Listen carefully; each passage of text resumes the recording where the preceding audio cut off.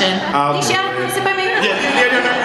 No, you. Okay, I'll do it. No, I feel weird. You go ahead. I'm gonna sit right here. You just walked to the end of that runway, Breckin. First of all, Chicago, are you guys excited? I know what you're thinking. This is a reunion long in the making. I mean, I literally can't believe it. The film came out about 24 years ago, and here we are celebrating Clueless. Congratulations to you guys. Thank you. Alicia, congratulations to you. Cher is one of the most optimistic characters that I've ever seen on screen, and she just has this way about her, a laissez-faire attitude, yet she's very morally right, you know, all the time, and very optimistic. How did you create that character?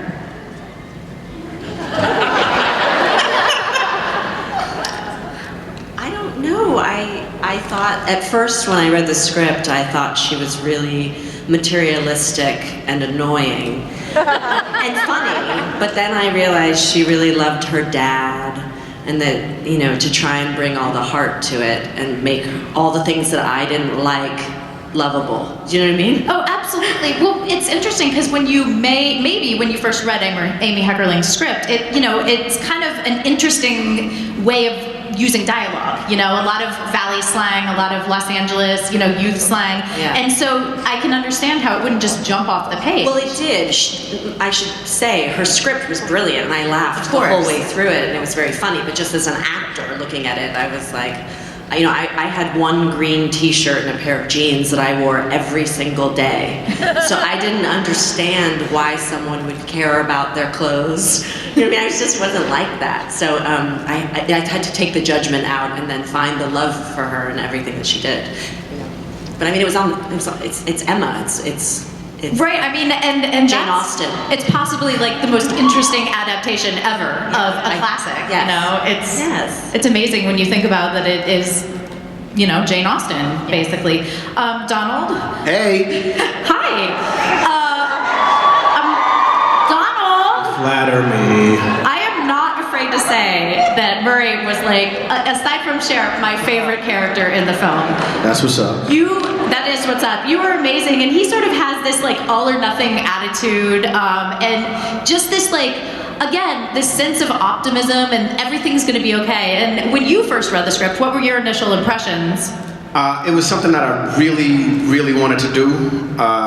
Like a lot of people in here, I grew up in the inner city, and movies about the inner city didn't end like Clueless did. You know what I mean? And I was a huge keep it 100. Just keeping it 100. I was a huge Cher, Josh, pop.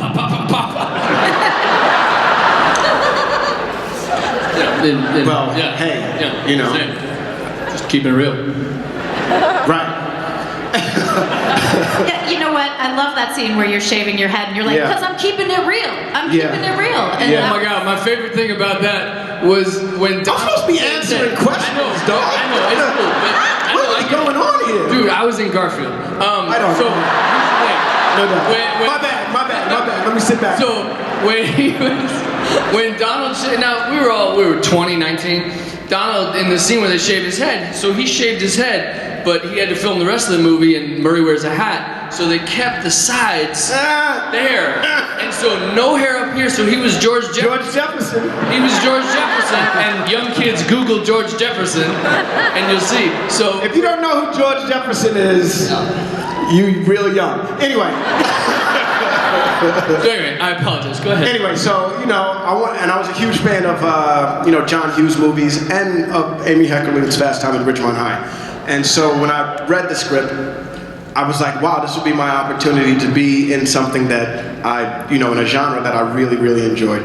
And so, it was a no-brainer. Well, tell me about the braces, because I did read something interesting, but I want to go to the source. So the braces were fake. Okay. I don't know, I guess I had some really messed up teeth when, I guess so, they were like really tiny. They're brand new now, but you know. They look good. Now they're amazing. Now they're, you know. Now they're just like Hillary Duff. Yeah, wow. What? I mean that in a good way. Okay. I love Hillary Duff. You know, this is all gonna be on the internet somewhere. And I love you. Okay, I'm just gonna put it up. There's Hillary Duff, Right. and you. That's all I have space for. That's it. I accept. Yeah. I accept. Aw. I receive Well, it too. This is sudden, but Oh!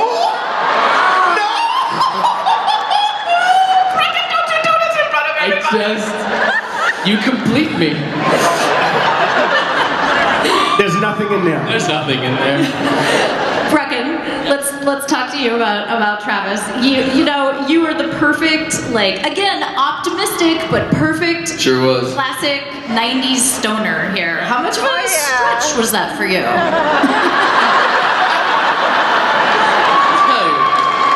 I can't see if there are youngins in here, so if they are, earmuff them. But yeah, I had never been high. I had never smoked weed or anything like that when I did Travis. So I was just like, well, I'll steal from Spicoli, from Sean Penn in Fast Times, and I'll steal from Keanu Reeves in everything. And so there was this, because Bill and Ted's was like amazing for me, and him in Parenthood, there was a move he did in Parenthood where he would always go, at the end of it, he'd punctuate every sentence with like, okay. Yeah. Yeah. And I was just like, that's mine. Put that in my pocket. I mean, you can totally. In fact, when you were just doing that, I can see you doing like the tardy speech and like that, which was genius. Yeah. Love it. How much on-camera sort of freedom did you guys have? I mean, I imagine it was a pretty tightly locked down script. Well, I wrote, I'm keeping it real. I just want to make sure that that's well known that I didn't get paid for it either. I'm going to be honest with y'all. I mean, I got paid to be in the movie, but keeping it real came from me, y'all. You're welcome. Because before that, nobody had ever said keeping it. No, they had, but you know, I jacked it from people from my neighborhood. No, I get it. Okay, yeah. Yeah, you're keeping because you're keeping it real. I'm keeping it real right Keeping it real. There now. was, It's keeping it 100, but I want to go back to keeping it real. I understand. There was a scene, Alicia and I, when I delivered the bong to her, and she said, I'll put this in kitchenware, and I said, that's where I used to keep it. That was just a riff with Amy and I off camera. She was like, say it, it'll be funny. And it's funny when you do those riffs and then people repeat it back, you're like, oh, it actually worked. That's pretty cool. That's amazing. Alicia, this is like a ton of pressure for you. You were, filming, I imagine, every day, almost every scene. How was that for you as a young actress? Well, I was very young at the time, and I had done like 8 movies before that back to back, so I was really tired on set. And so yeah, it was just I think I was 17. You were real young, yeah. You were a baby. You were a baby. And She had a bib on. And a diaper. my dog was there, my rescue dog was there every day, which Paul took a picture of Samson at the trailers and gave it to me at the end, which was Oh, that's sweet. But so he kept me comfort. But like mostly I was I was in every single scene. So these guys would come in and clown around and have so much fun, and I hated that. We call it, technically we called it acting. Right. But I mean, when you guys weren't on camera, I was like, they're just having so much fun. Ugh. Why are they having so much fun? Because it was just. Well, they were fresh. Yeah. Well, you mentioned Paul, and we have one more guest coming on stage. Please welcome.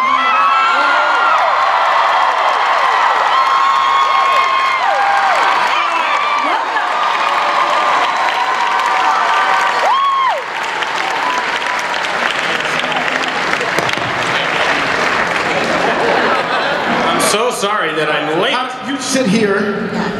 Yeah, you get the middle seat because you're late. You get, No, back. you get, yeah. Just don't lean back. You guys, now we have the cast of Clueless! There's only 8 letters in my name. You'd think it wouldn't take me so long to sign those things. I apologize. How? Well, this is your first Comic-Con, right? Yeah, Ever? first one I've ever done.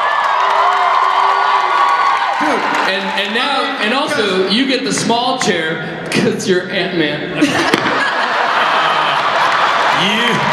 No, you didn't. No, you didn't. Yes, he did. Yes, he did. Yes, he did. Guys, he really did. Yes, he really did. Oh, So, Paul, welcome. We've been talking about... Paul's fucking I'm Antman. sitting on an ottoman. It's the coolest thing ever. It's fine. You know what? Here, You want me to sit there? I'll sit there. Go. You can sit. You can sit by Alicia. You guys look good together, I right? didn't mean to give you like. It's like the equivalent of riding bitch. You didn't have to do that. Like, I can sit in the middle. I like riding. I like to believe this is how it would be nowadays. I'm good. You guys would still be together. I like to believe that. I think so. I think you guys would still be together if we were to ever do a sequel to. They would say, "You guys are still together. Wow, and you're still kind of related." But you know what's interesting is I read that Amy Hepperling's grandparents were stepbrother and sister, and that's where she sort of got the idea for the relationship. Really? Yeah. Did you know that? She's not married. Why not? You guys know that? No. That's a little weird. You guys were the sexiest sexy siblings hooking up.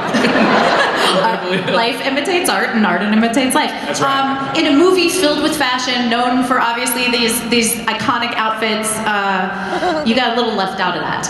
You were rolling around in t-shirts and jeans. Right. What was it like to sort of be the slightly older, slightly removed character in the film?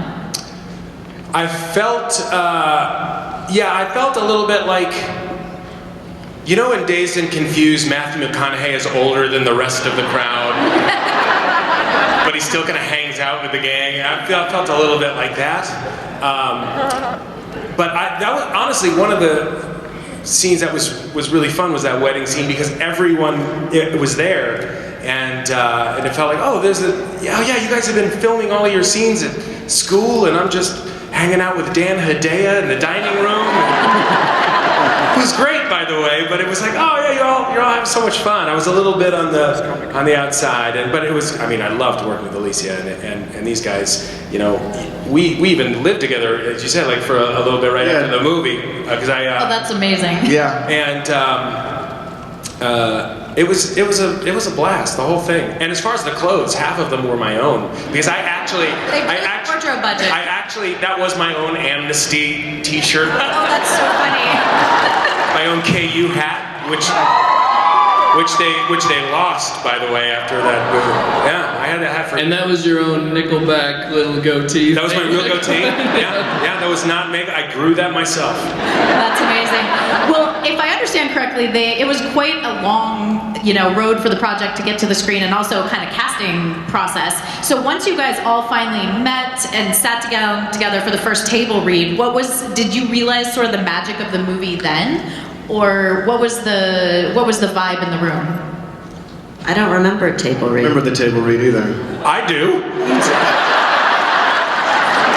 So what happened? Tell us. You guys don't remember the table read? I don't think we had one. Do you remember? It was at. It was like we were sitting around in like a big square, and I want to say it was. I think it might have been at a studio. Was it Paramount? You're thinking about rehearsal I would at think it was at Paramount? Paramount, but afterwards we were all sitting around. We didn't really know each other at all, but there was a bar, restaurant, kind of like a bar restaurant. It was a bar, and around the corner that I used to go to, and I was like, well, you guys, let's all go get something to eat and have a drink. And we all went together. It was at St. Nick's. It was like over like La Cienega and 3rd Street. What was every time about? And we all, and I remember, because I'd been there, and they just kind of like let us all in, and I was thinking, oh, I don't think half the people here can actually be in a bar. No, I couldn't. No. My 21st birthday, you guys might not remember this, but the 3 of you took me out for my 21st birthday. Do you remember that? I was there? All 3 of Yes! Remember that? Yes! Do you remember making the film? She has most of the 90s blocked out. Tell us more about the birthday. Tell us more, Donald. We ran into Johnny from the Karate Kid that night. William Zabka. And we went to Jones on 3rd for a hot second. You don't remember this. You don't remember this. I tell this story everywhere I go, and you don't remember this. Give me some more. Wait a minute, we ran into Billy Zabka that night? Yeah, we might. Karate Kid, bad guy from Karate Kid? Yeah. He was here. Yeah. When? I saw him yesterday. Was he like, I ran into you at Jones on 3rd, don't you remember? I said, I don't know if you, years ago, I met you, I talked to you for a while. It was at a bar, we're like, where? He goes, was it Jones? neither one of us could remember the circumstances. I'm putting it together for you. Your birthday! It was my birthday! Dude! Yes! Even making connections on your birthday for people. Bam! Oh my God. Yeah! Is he still here? I hope so! Oh yeah. I do too. I mean, he might not be here. Or maybe he is. If you are Here, who stand up. Say hey. No? Okay. So, None of us knew each other. I knew Brittany. Brittany and I had played boyfriend and girlfriend and other stuff. So I knew Britt, but I didn't know, and we didn't know anybody. Donald and I became buddies pretty quick, and now subsequently can't stop working together. But I don't think any of us knew each other, really. And then we lived together, the three of us, for 2 weeks. Was I there? No, you weren't that fast. No. We're there. Yeah, that's right. Because I lived in New York, And so did I. and then we just crashed at your place for a while, Perfect. longer than you probably wanted us to. Yeah. It was pre-reality show, because that would have been a reality show. What a great one. was there one particular scene filming that stands out for each of you that was memorable for one reason or another? Anything in particular that you can... Alicia doesn't really remember anything. Well, she was, like I said before, you literally probably worked every minute of that movie. You know, I don't think you had there was no real scene that you weren't in. Yeah. I mean, there were 64 costume changes for me. So my pre-movie was costume fittings, and like I said, I had the green T-shirt and the jeans, and that's it. So I had no idea why we were doing this, and then when I saw the movie, I was like, Mona May is a genius, and I understand now why we did that. But I was young, so I didn't know. But there's so many scenes that were wonderful. I mean. The car scene with you was so ridiculous. Yeah, I remember that very much so, yeah. I have a career because of it. Well...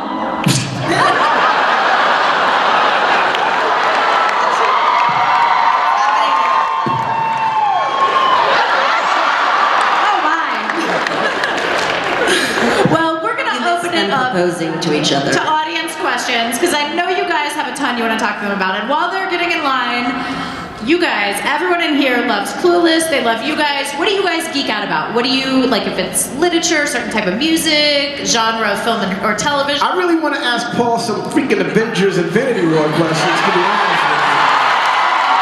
I'll be honest. I saw Paul Rudd today and I was like, oh shit, that's Paul Rudd!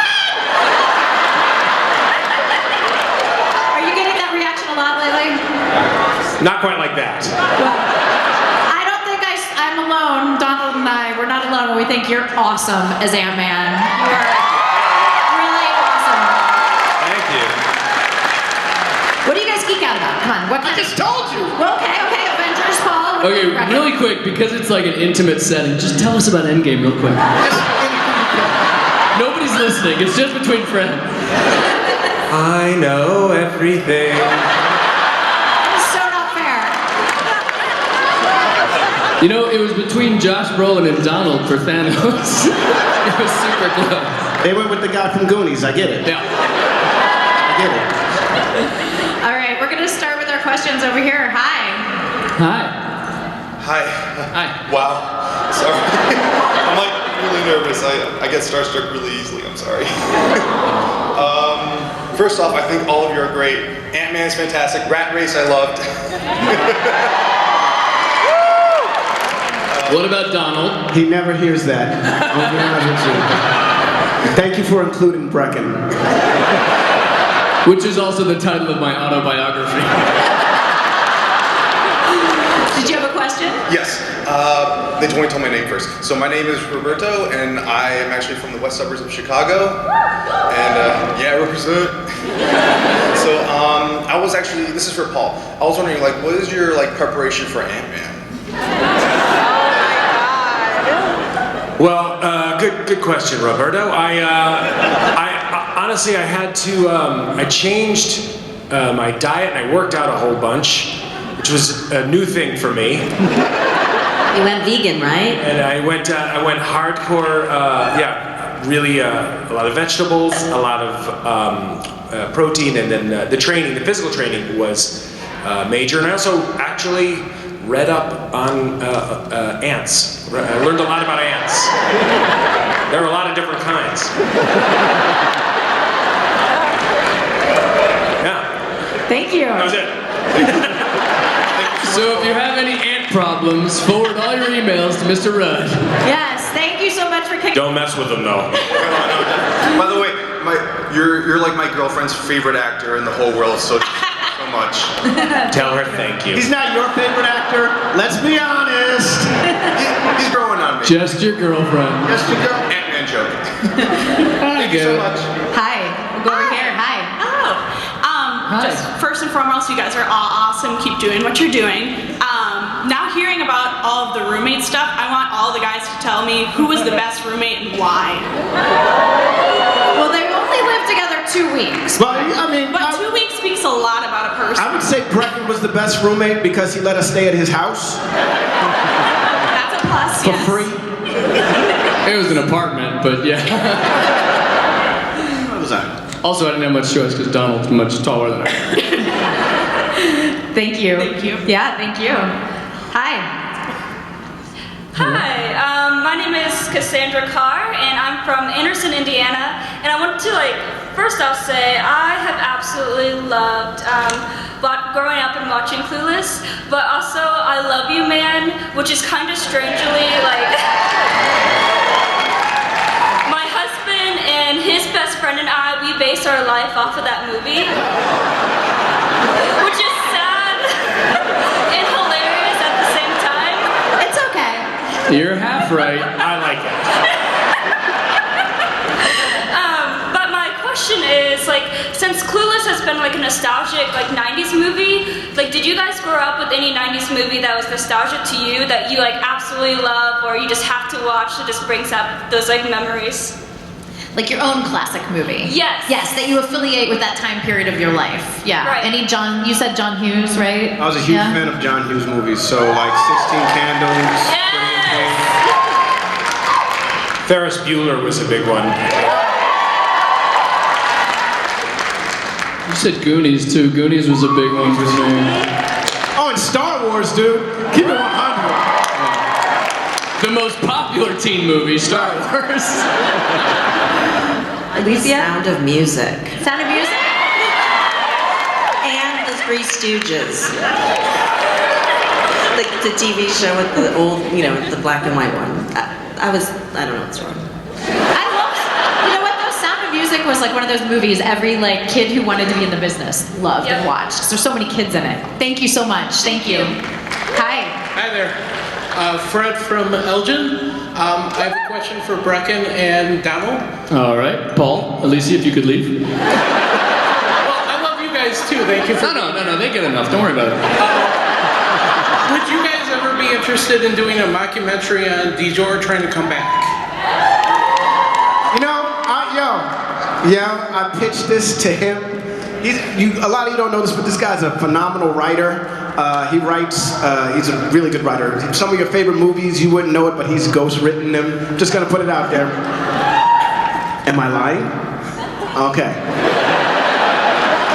And I pitched it to I'm him. very good. I pitched it, and he was like, "Oh wow, that's really interesting." And then I never heard from him again. No, that's not true. In reality, I'll give you guys this because it's an intimate gathering. We, Seth Green and I, fuck it, Sethy, and That's sweet. yeah, right. Deborah Kaplan and Harry Elfont, who wrote Can't Hardly Wait and directed Can't Hardly Wait and Josie and the Pussycats, and put us in it. Sethy, me, Deb and Harry all actually went to Netflix and pitched a du jour type thing of, hey, we'd love to do a series. We think it'd be really funny them trying now, because it was right when the Backstreet Boys were doing their big comeback, and they're back. So we tried. All right. We tried that.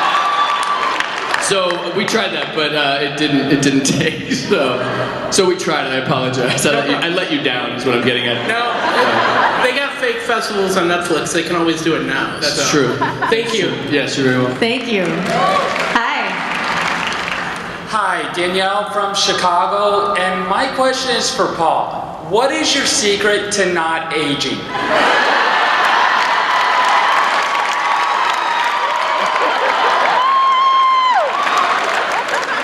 Just tell us already. I'm 80 years old on the inside. It's a mess underneath. All in here and in here, pure darkness. People don't know With this, a little but moisturizer. on the set of Clueless, they would come and they would get us like 20 minutes before set. And then on Paul's trailer, they would knock like an hour beforehand because he has to finish sucking the lifeblood out of the babies he takes in order to maintain. And then he was camera ready. There you have it. Hey, it's a tough business. That's what you gotta do. Thank you. Thank you. Hi.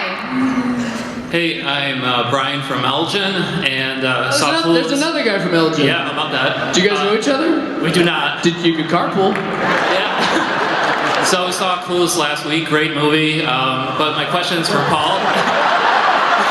Is that the first time you saw it? Second. You know it came out 20 years ago, right? Oh yeah. So It Paul, was in my queue for a while.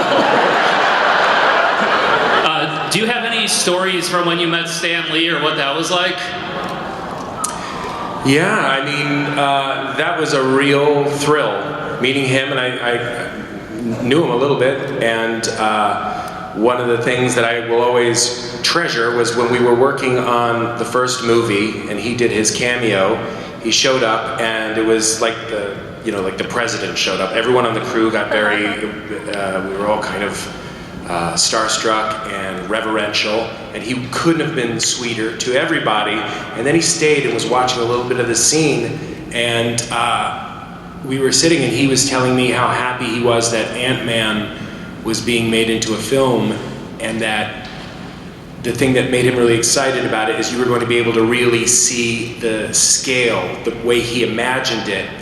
Because when you do it in the comic books, when you draw in panels, it's very hard to really convey the size of something. When you're drawing Ant-Man this big, you can't really focus on background that much. So he said, I really think the effect will be what I've always imagined because I've never really seen it the way that I've imagined it. And it was a really incredible moment. Thank you. Thank you. I always thought it was A-U-N-T, man. That's what I thought the movie was about. But amazing. The more you know, now you know. It's kind of like a Mrs. Doubtfire thing. Exactly. When they cast you, I was like, perfect. Yeah, Makes sense. that's hysterical. Hi. Hi, I'm Paul from outside of Chicago, not Elgin. Okay, because if you're in Elgin, there's a carpool leaving in about 20 minutes. I go past there so I can drop them off. That would be amazing. Guys, love connection. So you're all tremendously talented and you have an extended body of work outside of Clueless. Donald and Breckin, if you guys want to have an impromptu panel about Can't Hardly Wait, I'd love to hear what you think happened to your characters from the Love Burger Band after that movie. But my question for everybody is, how often do you guys still get recognized just for being in Clueless, and what are those fan interactions like? What really resonated with the fans? Yo, my nickname, for some reason, for the longest, like people would be like, yo, Clueless! Clueless!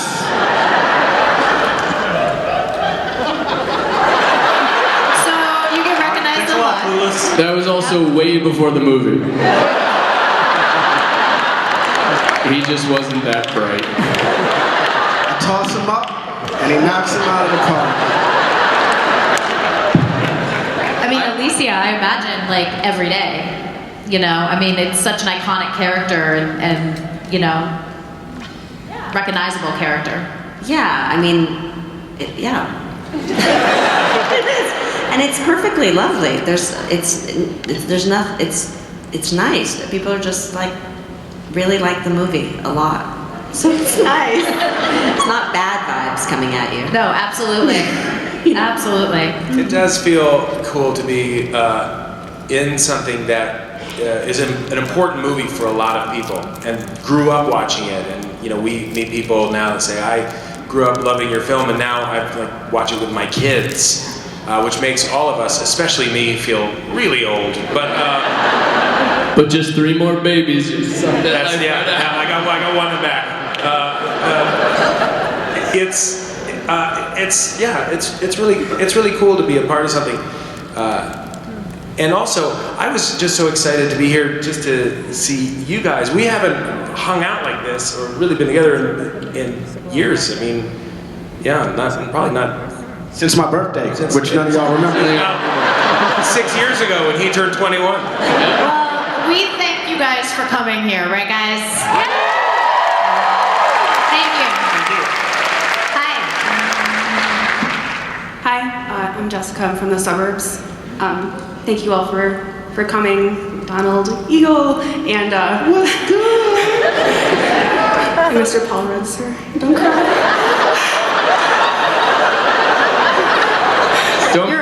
Don't cry, because he also feeds off tears. I had to write my question down. But please, just call me sir. My pleasure. Oh, this is taking a turn. We could all leave and just let it happen. See me later about the Jessica Jones Antman crossover, please. Okay. Anyway, if Clueless were made today, which social media platform, which we know all of the characters would be on, what do you think your character would be famous on? Or what do you think they would use the most? Like Twitter, Instagram, Right. Facebook, Snapchat. Right. Definitely Instagram, right? Yeah. I think Josh would use something more politically motivated. He would definitely Josh be on would have Reddit. something. I don't think you quite know how to work social media. No, you'd be on Reddit. You'd be like, Reddit. yeah. Just on Reddit. That's right. He'd live on Reddit. Yeah. Travis would be. Travis would just be wondering why no one is on his MySpace page. Or he'd be on Craigslist. Yeah. He'd just be on Craigslist selling furniture. Donald, what do you think? He'd be on Instagram. He'd be He'd be an like influencer. Instagram famous, man. Definitely. I'd be like, one of these the young rappers that are out now that would be still, pushing his record and stuff like that. Hashtag keeping it real. Yeah. Absolutely. That's a great question. Thank you. Hi. Da-na-na-na-na-na. It's me, your Mario.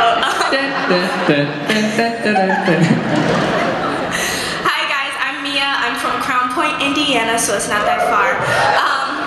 My sister is a 90s baby, so she kind of forced me to watch Clueless. Is there a chance that you guys could do like a sequel so I could possibly watch it or audition for it? Because I'm an actress too. Well, if there was a sequel, we've already established these two are going to be living happily together. So will these. I don't know. Anything's possible. I'm sure there's always rumors of, a reboot or a revival, but I think you guys should go for it. I think it would take Amy Hemmerling being involved and then, Thank you for answering that for us. Appreciate it. What do you think? No, I agree with you 100%. Thank you. Thank you guys. I'm sure at some point they'll attempt a reboot or something with a new cast or something like that, possibly. I think they're doing that with The Craft right now. I think they're doing a reboot. Hey, look, I didn't do it. Don't get mad at me. I'm just the jackass. Oh, that's another movie that you were in. Which one? The Craft? Was that? I think so. That's so funny. I forgot about that.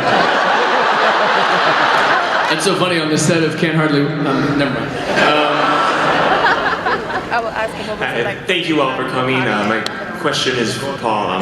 Everyone's all like, Ant-Man this, I love you man that, but your crowning achievement is clearly Celery Man and Tane.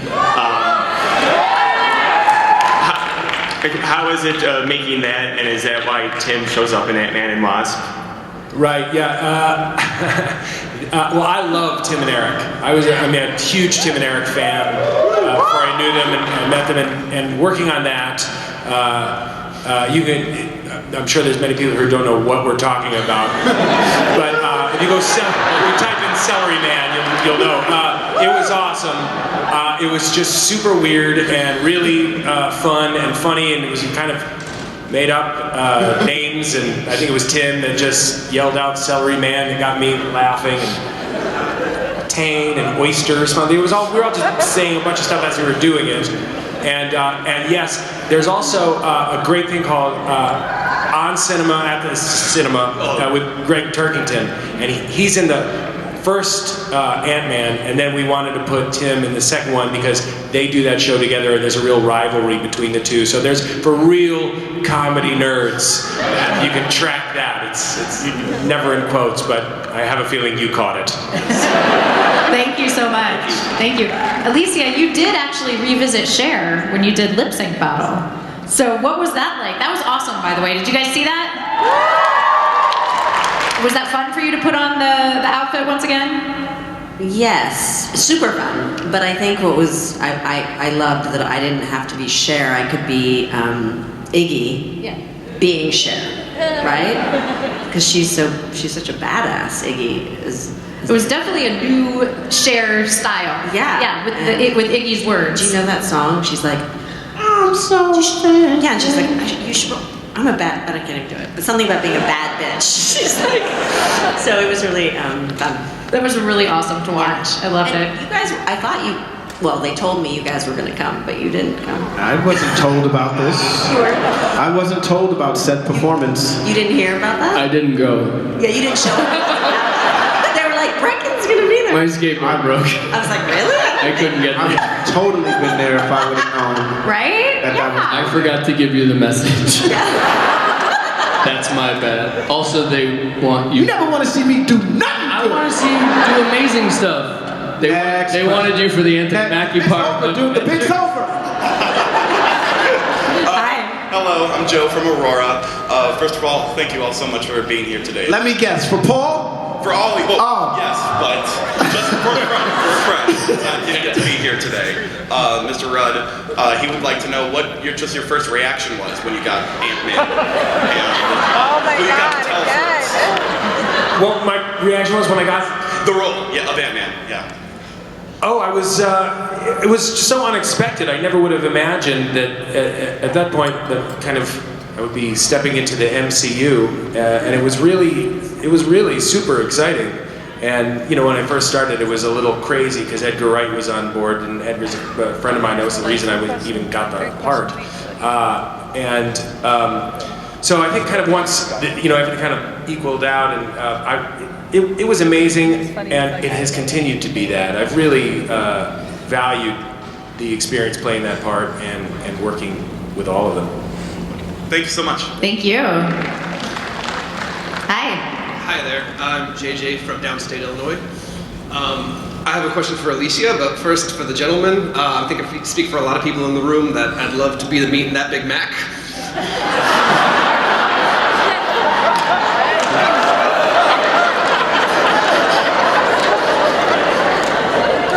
I don't get it.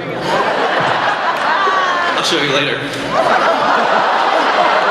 He is staying at the Four Seasons, room 325. Shut up! Room 325 at the Four Seasons Hotel. I'm not fucking around. That's his room. 325 at the Four Seasons Hotel. Thank you. Thank you. He's under the name Faison Love. So I'm not kidding. My husband says that if we ever go to LA, that we would be recreating the freeway scene from Clueless because I'm a terrible driver. So I just wanted to ask Alicia. I was like, there's a three-way scene in Clueless?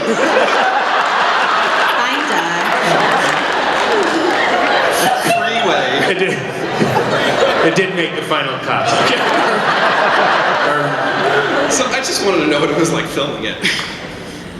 Oh, it was I loved playing Cher. It was such a fun character, and working with these guys, every one of them was so much fun. And I just think Amy Heckerling's a brilliant genius, and that the writing was so interesting. And half of the stuff I can't out myself for what I didn't know. You know, when you're talking about the things that you ad-libbed in the movie. I didn't ad-lib, I just didn't know what things meant, and that's why they were so funny. Sometimes. Like the Haitians, right? Wasn't the Haitians? I'm just saying. It was a character choice. It was totally my brilliant choice. And the other one was, I think there's a word heifer, right? But I think I said it differently. But then she was like, no, we need to fix that one. But yeah, it was so much fun, and it was just a role that I didn't know. I didn't know who that girl was, so it was really fun to be her, because it wasn't like how I lived my life. That day was crazy. I remember that day. We were in Long Beach. I do remember this day. It was,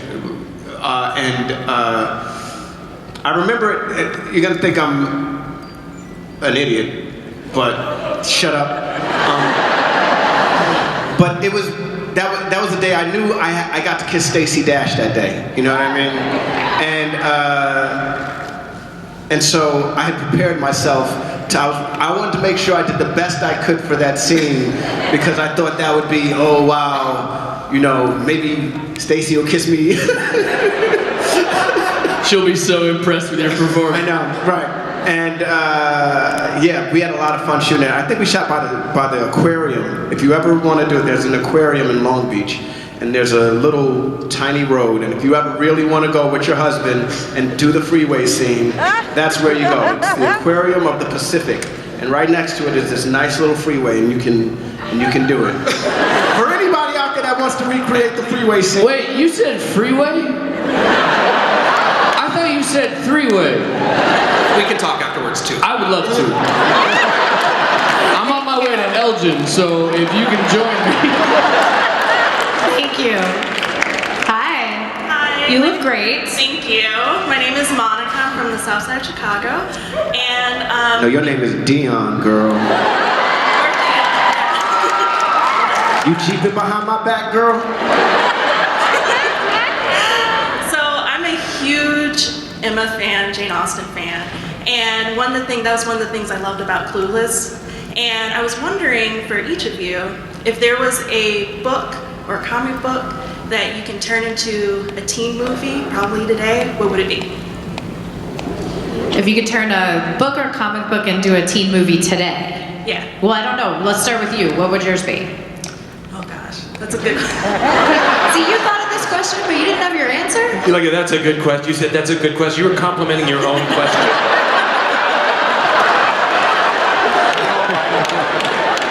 It is a good question. It really is. Well done, you. Let's all hear it for the question.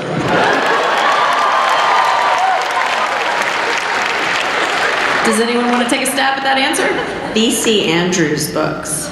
They did do a mini-series of those. Did they? Like a little, yes. I loved them so much when I was little. Flowers in the Attic. All of them. Yes.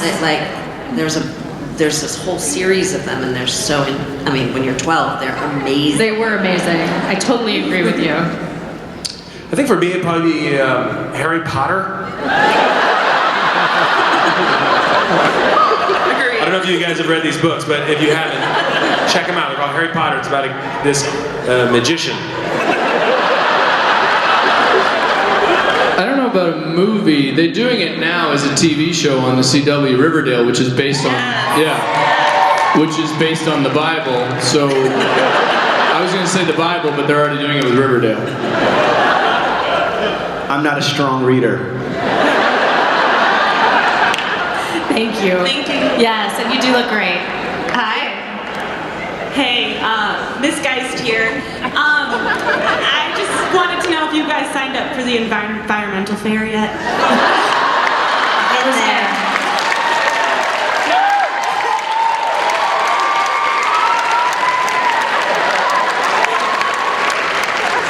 That was it. You did a good job. Awesome. Hi. Hello, I'm Megan from Chicago. I'm Megan.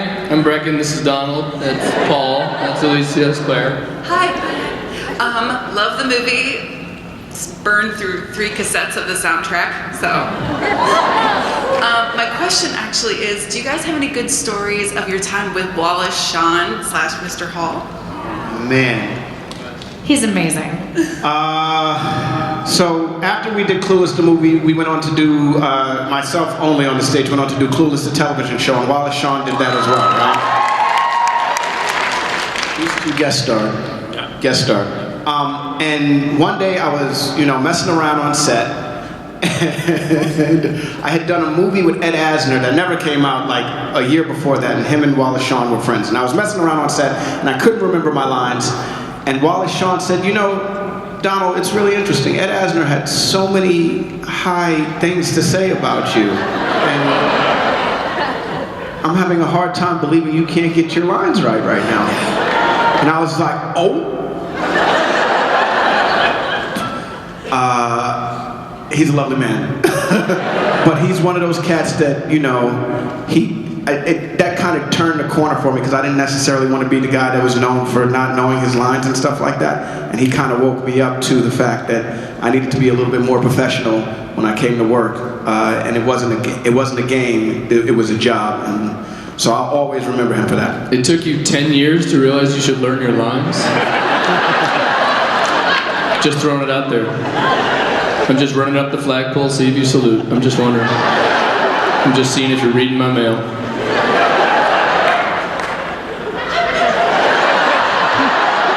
Thank you. Thank you. Hi. Hi, I'm Chrissy from Schaumburg. Shout out to Bobby Newport. I agree with that 100%. It's the best. In my undergrad, wrote a serious academic paper arguing that Clueless is the best adaptation of Jane Austen's Emma. And I truly believe that, because you show her transformation better than anybody has ever done on screen. Yeah, suck it, Paltrow. Yeah! Has Jane Austen influenced your performance in Clueless in any way for all of the characters? For all of you? Yeah, what did you take from the classic and bring into, was it the tonality mostly, or were there specific traits that you tried to implement? Once again, sadly, I had not read the book prior to doing the play of the show, but I read it after. Hey now. Oh, good. And when I read it, I was really blown away by the adaptation. I mean, it was really remarkable, especially the character of, who's Justin play? Brett. What's the guy who comes? Justin. He comes in and he's like Christian. Elton. That was Jeremy's sister. So the role of Chris, that part and how I just thought she did such a brilliant adaptation. So I figured it out afterwards. So I didn't. I mean, I knew it was. I just didn't. You just make your characters out of the words on the page. I didn't feel like I needed to research it at the time. It's okay. Donald didn't learn his lines. Didn't learn his lines, so don't even worry about it. Thank you so much. Thank you. Hi. Hello. My name is Lauren, and I'm from Chicago. Welcome home. Thanks. Thank you. Obviously, your characters are about 16 years old. I know, Paul, you were a little older with your character. How would you describe yourself when you were like 16? Ooh, looking back to your teenage years. I was a poser. I wanted to be in New Edition or Belle Biv DeVoe when I was 16 years old. More than anything, that was, So if you looked at my high school yearbooks, I have ridiculous clothes on, backwards overalls and. So you were cool. You were really cool. No, I wasn't cool. I was posing. I wish I was cool. Breckin? At 16, I was, I was pretty stupid. Not much has changed, but I was literally, I think I was skateboarding everywhere. I didn't have a lot of money for gas, so I would use my skateboard a lot. I actually skateboarded to the audition of Clueless, which is really, if you know Los Angeles, I lived in North Hollywood, and it was in Paramount, which is very, very far away. It's not a safe place to skateboard because at some point there's a freeway. And so I staged my audition for Clueless. But at 16 I was just a stupid, greasy jackalope. Not much is different.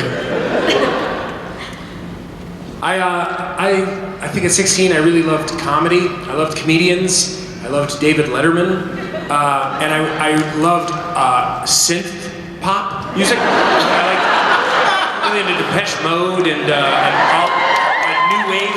I was living in Kansas City, and I was really into wearing fashionable clothing, and or so I thought, and I had a sticker that said "Why be normal?" and I thought I'm gonna put this on our car, but I'm gonna put it upside down. Yeah, you did. And I'm like, brilliant. This is, and that was me at 16. That's awesome. I was shooting The Crush and the Aerosmith videos and some other things at that time. So I don't know what I was like because I was like working all the time. But I think I was pretty much the same, I think, if you guys knew me back then. We all would have loved to have known you back then. You would not have talked to us, man. You were. Well, we were By the way, right after that. Yeah, because we went to high school and never met. What? Yeah. Yeah. We went to high school at the same time? Where'd you go to high school? Yeah, there you go. Beverly Hills High, but Yeah. only for that's one semester. Yeah, I went to Beverly. I lied about my address. You have to live in Beverly Hills to go to Beverly Hills High School. We didn't, so we lied. And I never knew you. Yeah. And you would have never spoken to me. Are we the same age?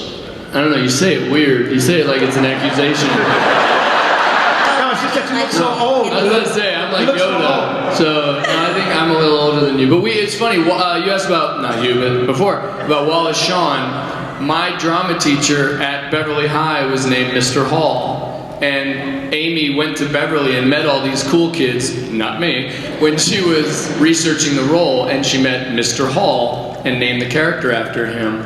And he was actually my drama teacher, very different fellow than Wallace Shawn. But there's The science teacher?